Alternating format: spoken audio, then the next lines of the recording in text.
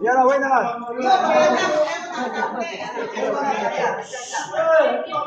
¿Cómo estás? Sí, dale,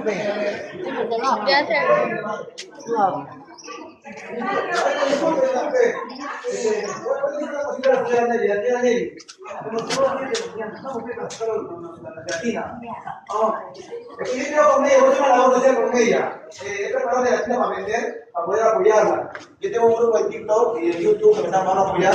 Estoy seguro del día de mañana hasta que no me está. Lo voy a llevar ya. Gracias. Ahí está. Y habla hijo, señor, con taller.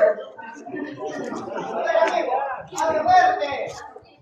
Yo le digo, señor Gallego.